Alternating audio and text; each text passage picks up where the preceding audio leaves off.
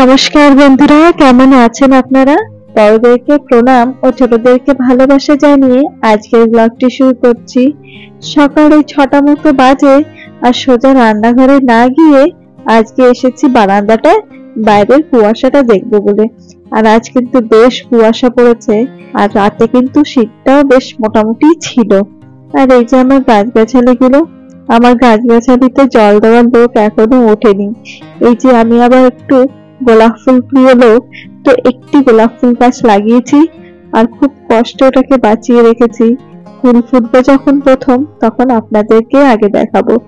আর এই যে টগর ফুল গাছটাতে না বেশ ফুল আসছিল, আজকে জানি না কেন ফুলটা এত ছোট ছোট হয়ে যাচ্ছে আর তেমন একটা গাছ ভরে ফুলটা হচ্ছে না। আর কুয়াশা দেখেছেন, বেশ কুয়াশা, পেছনের ওই মাঠটা আর ঘন জঙ্গলটা কিন্তু একদম ঢাকা পড়ে গেছে।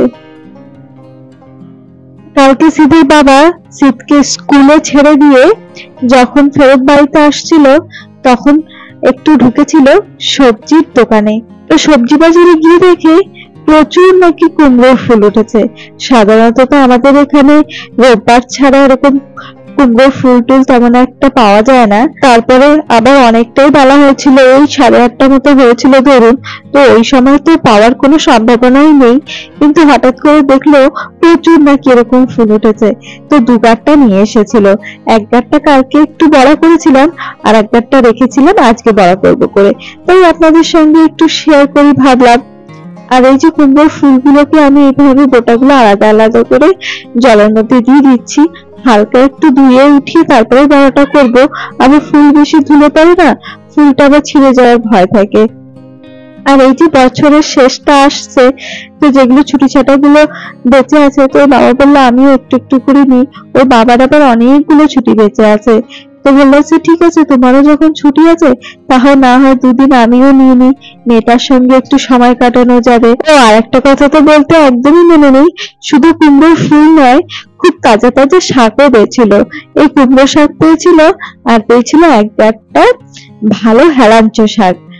আর হেলাঞ্চো শাক তো আপনারা সবাই চেনেন হবে, তো হেলাঞ্চো শাকটাই আজকে রেখেছিলাম করবো করে, আর কুমড়ো শাকটা কালকেই করে খেয়ে নিয়েছি। আর এই দেখুন, কথা বলতে বলতে কিন্তু অনেকটা কাজ আমার এগিয়ে গেল। এই যে ফুলগুলি ভালো করে পরিষ্কার করে একটার মধ্যে একটা দিয়ে ঠোঙা করে রেখে দিলাম। আর আজকে তো আমার একেবারে মাছ মাংসের দিকে হাত বাড়াতে ইচ্ছে হচ্ছে না, তাই ভাবছি একেবারে শুদ্ধ নিরামিষ রান্না করব।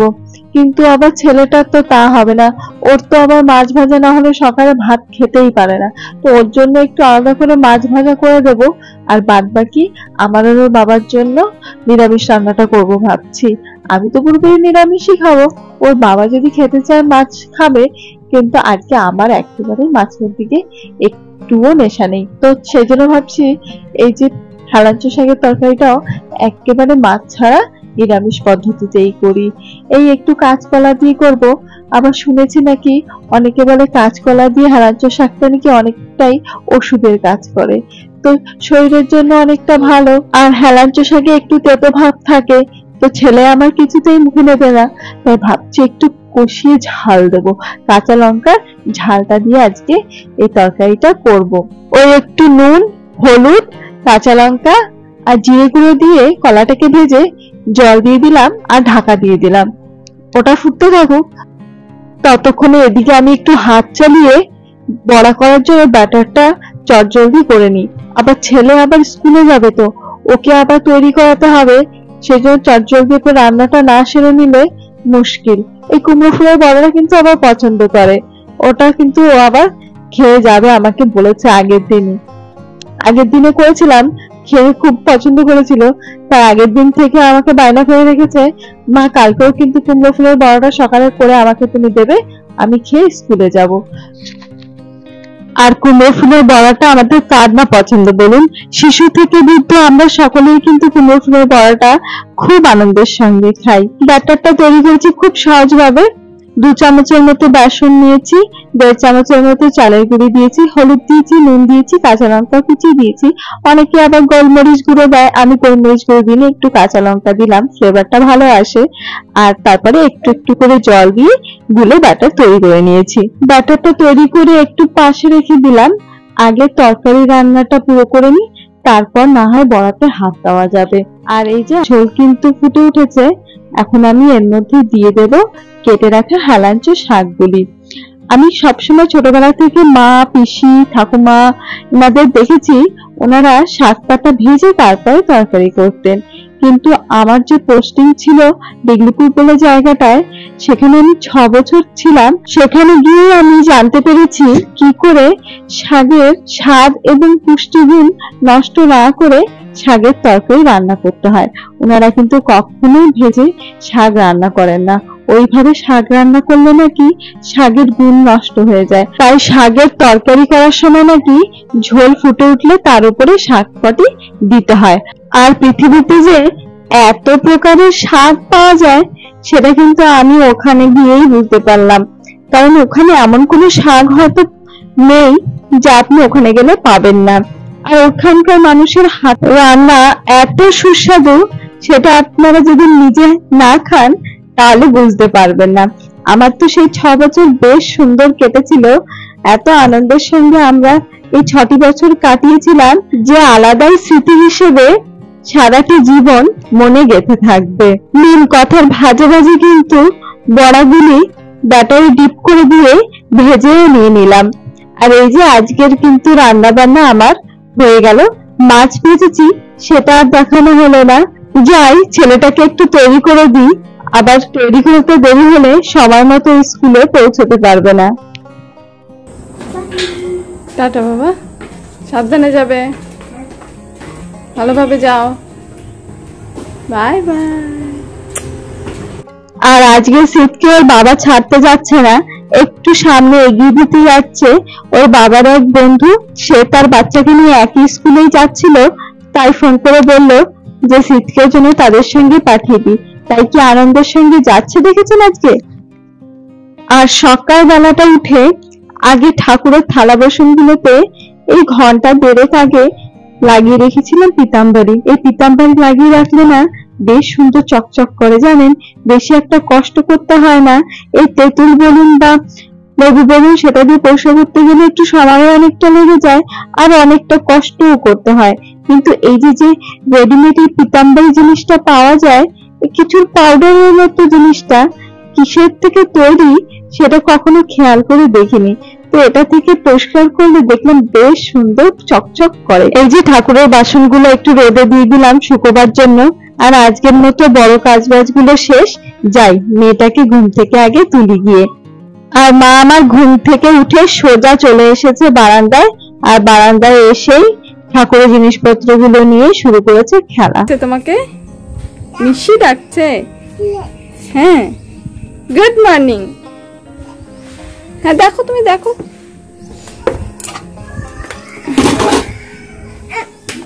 ঠাকুরের বাসনগুলো নিয়ে খেলা শুরু করছে। এগুলোকে আবার ধুয়ে তারপরে আমাকে পুজো করতে হবে। তোমার তো খেলনা এগুলো, না? ওহো, তোমার খেলনা এগুলো মা? না না, নিচে রেখো না, ও গেছে, ওটা গেছে, আমাকে আবার ধুতে হবে। সেই জন্য ঠাকুরের থালা বাসন গুলো ধুয়ে আমি সবসময় ওর হাতের নাগালের একেবারে বাইরে রাখি, ওর ওপরের দিকটায় রাখি শুকানোর জন্য। কিন্তু ওর বাবা বললো না, বাচ্চারা ঘরে আছে, যদি ধাক্কা লেগে নিচে পড়ে যায় তাহলে কেলেঙ্কারি হয়ে যাবে। খেয়ে নাও আমার সোনা মা। জলটা খেতে দিয়েছি আর জলটা নিয়ে খেলা শুরু করেছে। একটা দুষ্টু দুষ্টু ফন্দি হচ্ছে, আমি বুঝতে পেরেছি, কিছু দুষ্টু ফন্দি আটছো আমি বুঝতে পেরেছি। তুমি জলটা খেয়ে আমাকে গ্লাসটা দাও, আর তুমি খাবে। তোমার জন্য আমি কি বানিয়েছি বলো তো আজকে মা? অ্যাপেল সুজি। তাড়াতাড়ি এসো, এদিকে এসো, আবার একটু জল খাও, আমি গ্লাসটা নিয়ে যাবো এখান থেকে। খাও খাও, তাড়াতাড়ি খেয়ে নাও। হ্যাঁ, কি ডাকছে? তাড়াতাড়ি তাড়াতাড়ি তাড়াতাড়ি তাড়াতাড়ি এসো, খাও। হ্যাঁ বাবা, জামা ভিজে যাচ্ছে। খাও তাড়াতাড়ি তাড়াতাড়ি তাড়াতাড়ি মা, এই তো সোনা মেয়ে, দাও আর একটু রয়েছে। বাবা দাও মা, দাও দাও। হ্যাঁ ওপরে অনেকগুলো পায়রা রয়েছে, দাও দাও দাও দাও। ঠিক আছে দাও। যে ঘরের ছাদে কতগুলো পায়রা বসেছে, ঘরের ছাদে অনেকগুলি পায়রা বসেছে আজকে। ওই যে পায়রা উঠছে। আর এদিকে মিশমিকে খাইয়ে দাইয়ে চান ধান সারিয়ে আমার ঠাকুর পুজো করা হয়ে গেছে। আজকে আমি ঈশ্বরকে ভোগ নিবেদন করেছি শসা ও কলা, আর কলার উপরে একটা তুলসী পাতা দিয়েছি, যেহেতু ঠাকুরের প্রসাদ বলে কথা। কি করছো তুমি? এই যে আমি পুজো করেছি, আর এই যে দেখুন সমস্ত তুলসী পাতাগুলো ছিঁড়েছে। আর এখন কি করছো তুমি? তো বন্ধুরা আজকে সকাল থাকতে থাকতে অনেকটা কাজবাজ হয়ে গেছে, ঠাকুর পুজো হয়ে গেছে, আর মিশমি এই যে বাইরে দৌড়াদৌড়ি করে বেড়াচ্ছে। এখন শুধু অপেক্ষা কখন ছেলেটা ঘরে ফেরে। ওর জন্যই আজকে একটু মনটা কেমন করছে, কারণ আমরা সবাই বাড়িতে আছি, ওর বাবাও আজকে ঘরেই রয়েছে। এমনি সময় সকালবেলা যখন স্কুলে যায় আর আমাকে বাড়িতে থাকতে দেখে এই কয়দিন, তো মনটা একটু দেখি কুতকুত করে বেরোয়, মনটা একটু খারাপ খারাপ থাকে। বলে মা তুমি আর বোন বাড়িতে থাকবে আর আমি একাই স্কুলে যাব, তো তোমরা থেকে আনন্দ করবে আর আমি স্কুলে গিয়ে পড়াশোনা করবো, এরকমটা বলতে থাকে। তো আজকে যেহেতু ওর বাবাও ঘরে আছে, তো দেখলাম মনটা কুতকুত করে নিয়ে বেশ খুবই আনন্দের সঙ্গে চলে গেছে, কারণ ওর বাবা আজকে ছাড়তে যায়নি। আজকে ওর একটা বন্ধুর বাবার গাড়িতে করে ওর বন্ধুর সঙ্গে একসঙ্গে স্কুলে গেছে, তো নাকি খুব আনন্দের সঙ্গে যায়, খুব মজা করতে করতে যায়, সেই জন্য দেখে আজকে মনটা খারাপ করে যায়নি, খুশিতেই গেছে। তো ভালো লেগেছে, একটু আনন্দের সঙ্গে স্কুলে বেরোলে বাচ্চাদের খুব ভালোই লাগে। তাদের মুখটা কালো করে যখন বেরোয় না আর ভালো লাগে না, একটু পরে ঠিক হয়ে যায়, কিন্তু ছোট মানুষ তো, যখন দেখে আমি বাড়িতে আছি, যখন দেখে আমি ঘরে রয়েছি ওর বোনের সঙ্গে, তখন একটু কেমন যেন মন খারাপ করতে করতে স্কুলে যায়। আর এমনি সময় যখন আমি কাজে বেরোই তখন তো ঠিকই থাকে, তখন জানে মাও ঘরে থাকবে না, ও ঘরে থাকবে না, আমিও ঘরে ফিরবো, ও ঘরে ফিরবে, সব এক সময়, তখন মনটা অত বেশি একটা ওর খারাপ থাকে না। আর এই যে সারাটা দিন এখন মিশমির সঙ্গে এইভাবে কেটে যাবে। হ্যাঁ ওই গাছটা নতুন লাগানো হয়েছে, তুমি ওর কিন্তু একেবারে পাতা ছিঁড়বে না, পাতা ছিঁড়বে না মা, ছোট ছোট কুড়িও এসে ছোট ফুলও আসবে। চলো ঘরে চলো। হ্যাঁ পিঁপড়ে, হ্যাঁ। আর এই যে দাদা এসে গেছে স্কুল থেকে, আর বুনুর দুষ্টুমি, এদিকে এসো। আচ্ছা আচ্ছা কিছু হয়নি, কিছু হয়নি মা, আর ওখানে যেও না, তোমাকে বকবে কিন্তু।